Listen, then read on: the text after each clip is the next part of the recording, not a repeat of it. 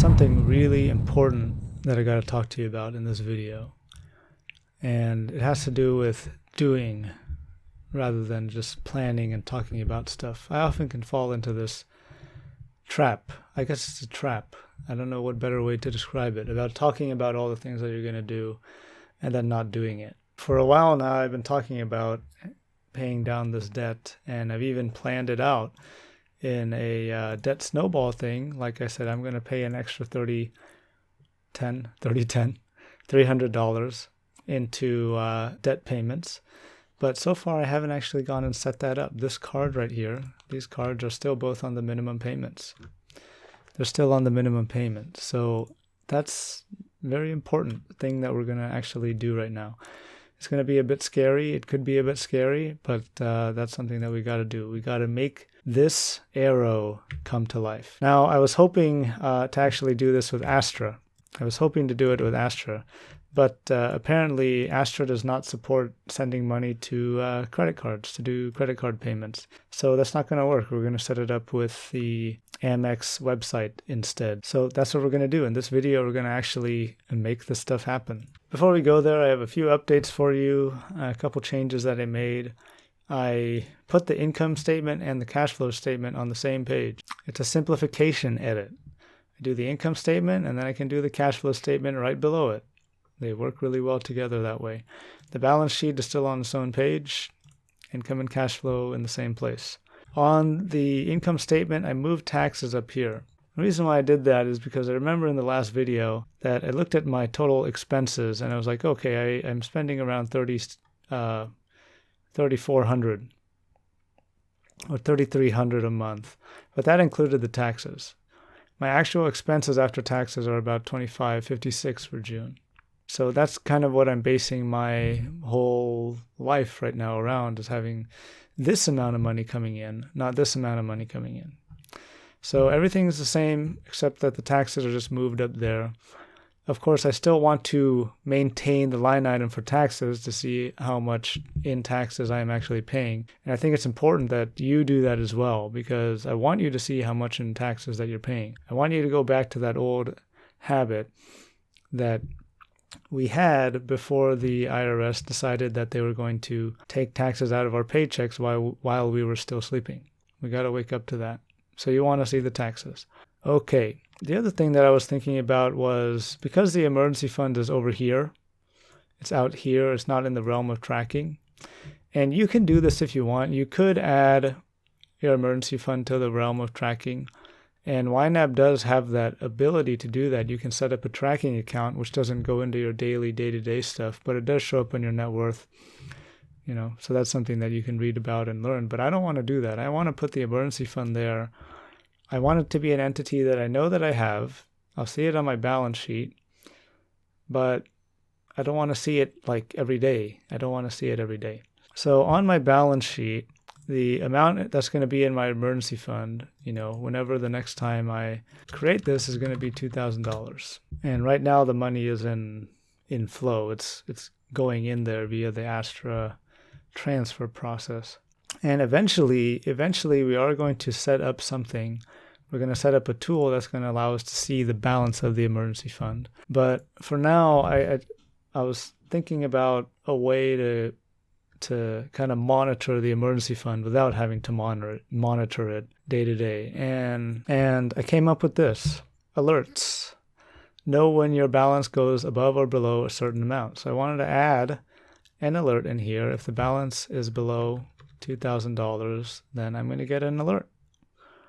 Leave the balance is above blank, and create the alert. And I'm going to get an email and a text about it, right? Why not?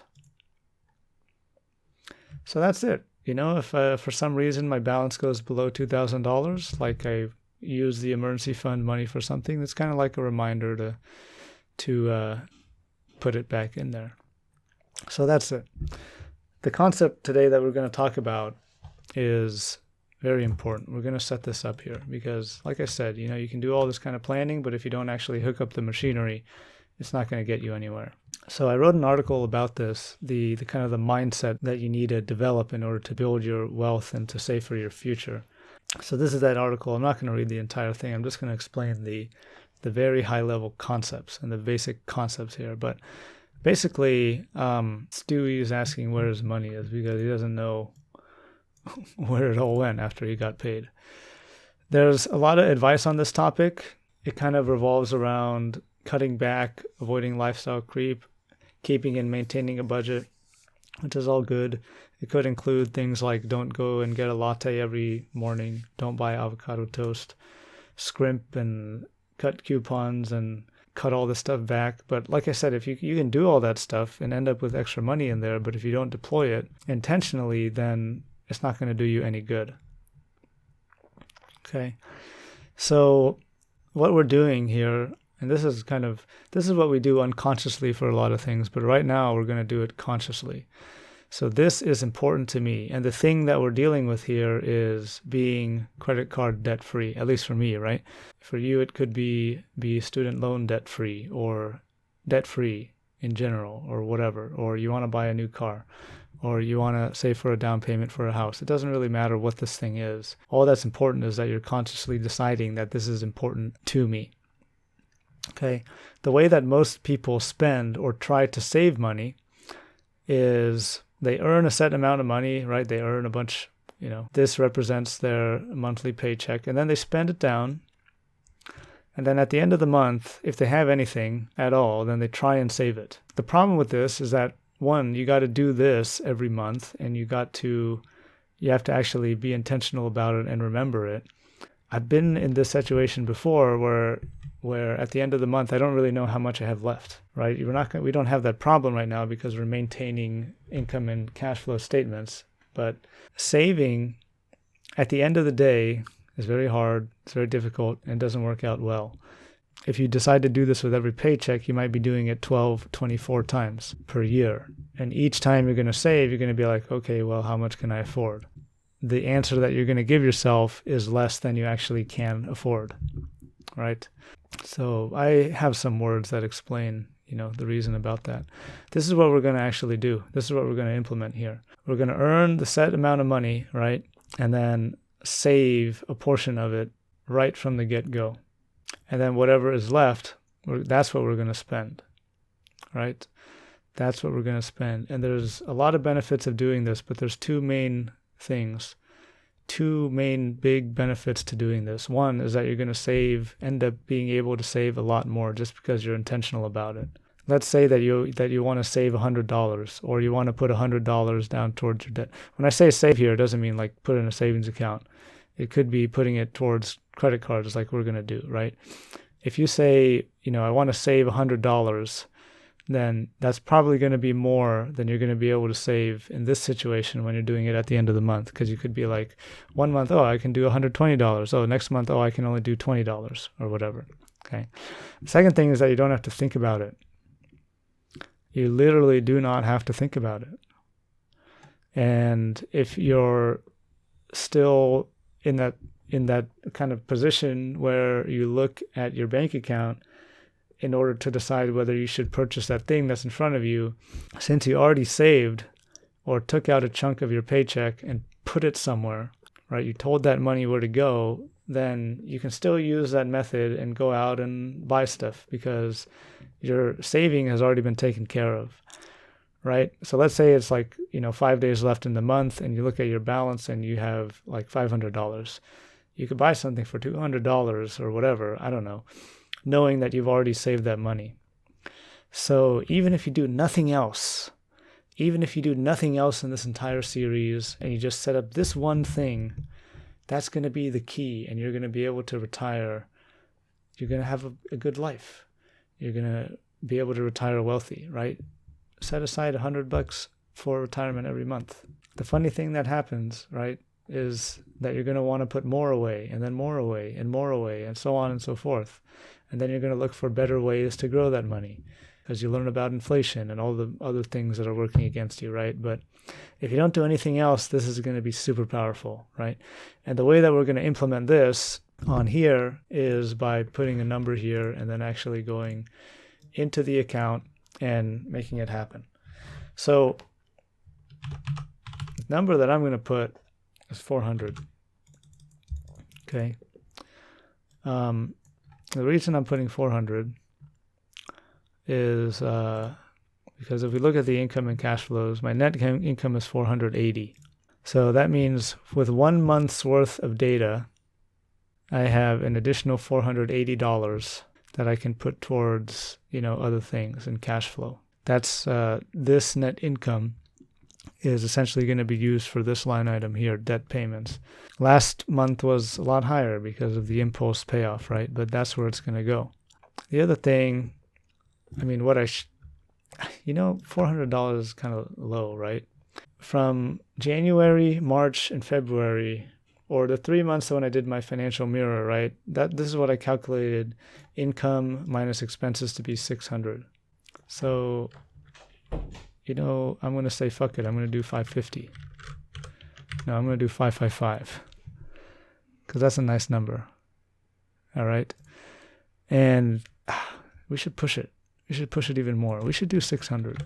We should do 600. Yeah, why not?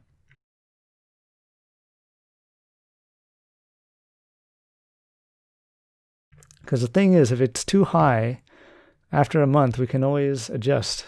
We can always change it. But I think in this case, it's better to overshoot and be more bullish than it is to do it too small, because we're talking about every $600 that I invest here is going to give me whatever the APR is on this account. Actually, the APR on this is like 2%, right? But at the end of the year, it's going to be 20%. So the way that I'm thinking about this is that every dollar that goes into here is basically giving me a 20% return, basically. And then when I go and put money on there, this is going to be basically a 16% return. So that's pretty darn good return. So I want to put as much money into these as I can. Okay. Oh, good. I'm recording. I thought I wasn't for a second. So let's do that. We're going to log into the account here. And I'm a little sad that I wasn't able to use Astra for this. I'm a little bit sad about that. Okay, so this is the account that we want to pay off. I think I can get into the auto pay settings right here. And I can pay a fixed amount, and that fixed amount is going to be 600. And as soon as possible, 15 days after the statement closing date, okay? I guess it's going to be 15 days. So update the settings. And let's review. Fixed amount of 600, 15 days after the statement closing date.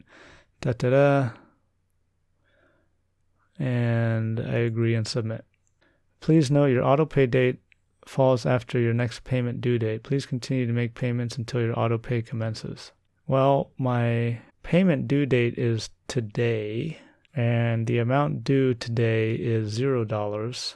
So that means this payment should go through at the very end of this month, because my statement will close on July 14th, and then at the end of the month, that's when the first $600 payment is going to go through. Okay? Does that make sense? Yeah. So that's good. The last time I made a payment was June 29th, which was the minimum payment of $50.55.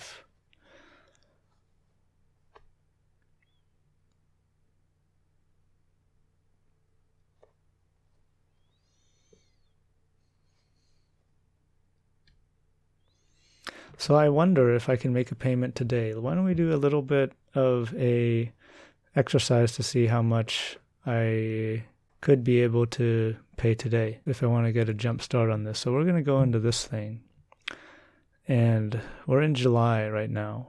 And, well, actually, in order to do that, I would have to go and categorize all these uncategorized transactions here. So we're going to save that for another video. We have the middle of the month coming up next week.